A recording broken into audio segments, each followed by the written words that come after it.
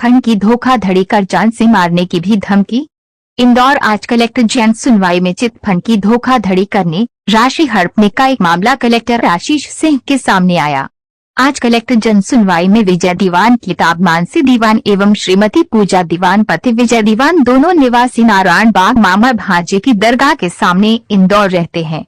विजय दीवान media से बात करते हुए कहा, मेरे पास नरेश पिपले पिता टेकचंद पिपले निवासी 12 जगजीवन राम मोहल्ला रानीपुरा मार्च 2024 में आए। वह हमारे ही समाज की व्यक्ति होने से हम उसे पूर्ण से पहचानते थे। उसने हमें बताया कि वह एक मासिक फंड शुरू कर रहा जिसमें वोली सिस्टम होता है जो फंड उठाता है।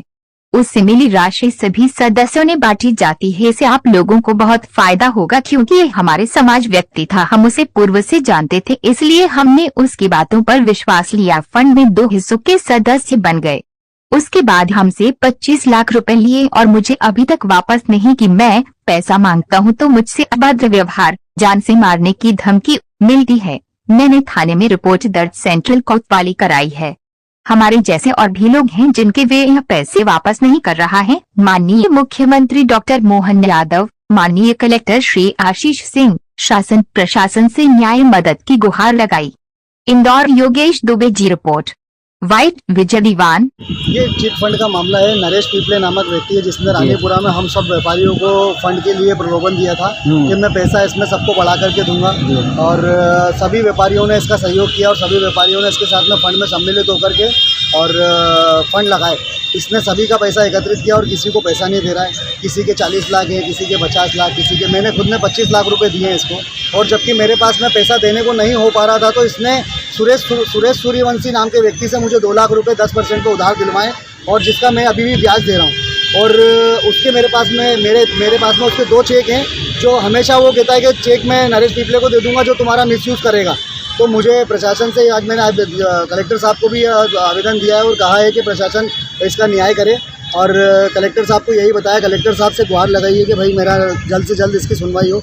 और भैया भी आए हैं, भैया ने भी आज आवेदन दिया है। इनके भी 40 लाख रुपए हैं। ये परिवार के हैं, उनके परिवार के होने के बावजूद। अच्छा, आप ये बताइए उनसे परिचय कैसे हुआ था, किस माध्यम से परिचय हुआ था? मार्केट में वहाँ भी रहते हैं और हम भी मार्केट में ही रहते हैं। हमारा निवास भी वहीं है, उनका भी निवास वहीं है। हम व्यापारियों के जरिए जुड़े थे। व्यापारियों ने कहा कि भैया नरेश भैया फंड लगाते हैं, हम लोगों ने भी सहयोग किया है तो आप भी करिए। और यहाँ मेरे घर भी आए, घर पर आकर के बैठे, मेरे पास में उसका फुटेज वीडियो भी है।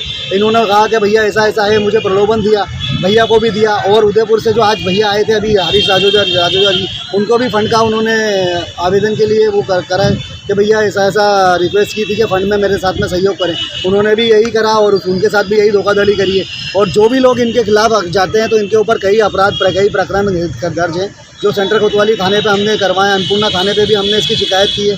तो शिकायत करने के बावजूद ये लोगों को चाकू मारते हैं और आपराधिक रिकॉर्ड भी है। आपराधिक रिकॉर्ड बहुत सारे हैं सभी परिवार के। आप देखें, मैंने इसमें सभी रिकॉर्ड लगाए हैं और कलेक्टर साहब से गुहार की है कि जल्द से जल्द सुनवाई की जाए, इनकी संपत्ति की जांच करी जाए। लोकायुक्त से मैंने कलेक्टर साहब से यह कहा है कि इन्होंने पिछले 10 से 15 साल में ऐसा क्या किया कि 200 से 300 400 करोड़ के मालिक हो गए हैं। इनके पास में इतना सोना है कि 3 से 4 किलो आज की तारीख में इनका सोना बच्चे सब पहन के घूमते हैं। इनके सोने की जाँच की जाए, इनकी प्रॉपर्टी की जाँच की जाए कि इन्होंने कैसे इतनी जल्द 10 से 15 साल में ऐसा क्या किया कि 300 से 400 करोड़ की संपत्ति। इनके पास में 40 गाड़ियां हैं। आज प्रेस क्लब में आप जाकर के देखिए, प्रेस क्लब में 40 गाड़ियां खड़ी होती है इनकी। ऐसी कोई कंपनी नहीं होगी जिसकी इनके पास में गाड़ी नहीं होती। ये हर साल अखाड़े के बाद में, अखाड़े का जिनके पास में वो होता है, अखाड़ा जैसे ही खत्म होता है उसके बाद एक गाड़ी उठा लेते हैं। इनके पास में 30 से 40 गाड़ियां हैं। मेरा भी ज्वेलरी का व्यापार है। मैं भी रानीपुरा में श्रीराज ज्वेलर्स के नाम से मेरी ज्वेलरी की दुकान है, आर्टिफिशियल ज्वेलरी की। मैं भी व्यापार करता हूँ। नरेश पिपले भी कशिश ज्वेलर्स के नाम से ज्वेलरी का काम और चूड़ी का काम करता है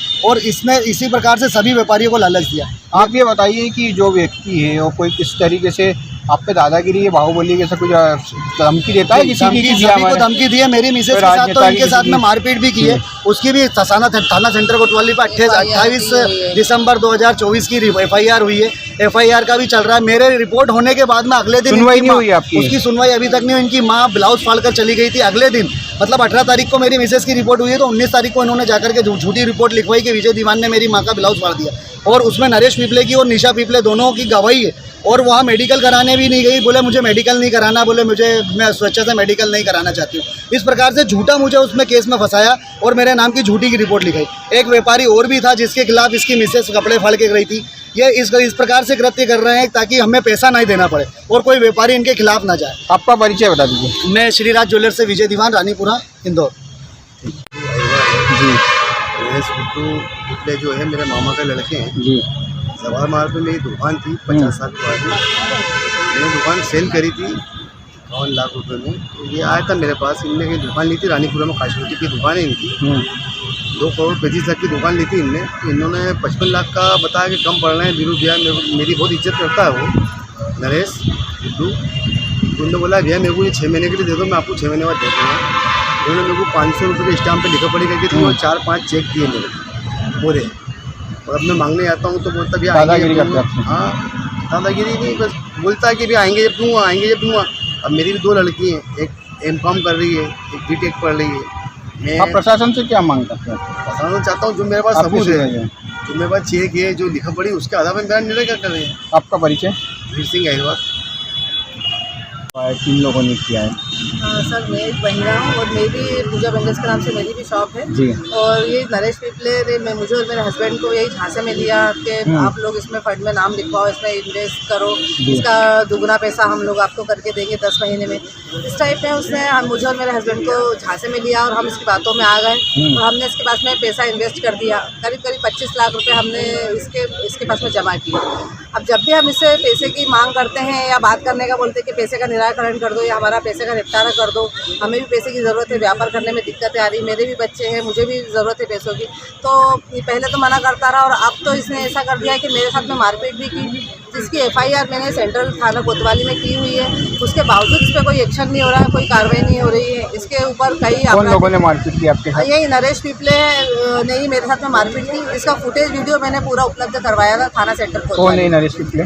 वहीं पर रानीपुरा के रहवासी हैं। इसकी कशिश ज्वेलर्स के नाम से फर्म है, वहाँ पर ये ज्वेलरी की दुकान और चूड़ी की दुकान चलाता है।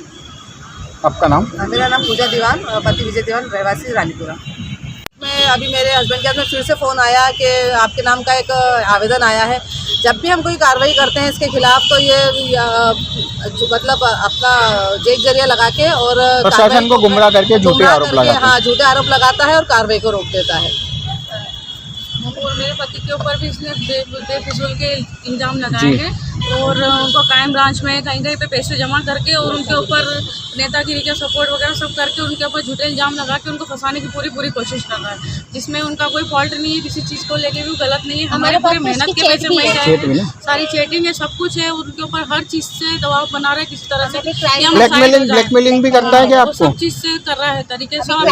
हमारे पास भी फोन आया कि आपके पीछे कलेक्टर से एक ही गुहार कर रहे हैं कि हमारा लोकायुक्त से हमको पूरा आपका नाम बता दीजिए। आशा बढ़के, अरुण बढ़के की भाई।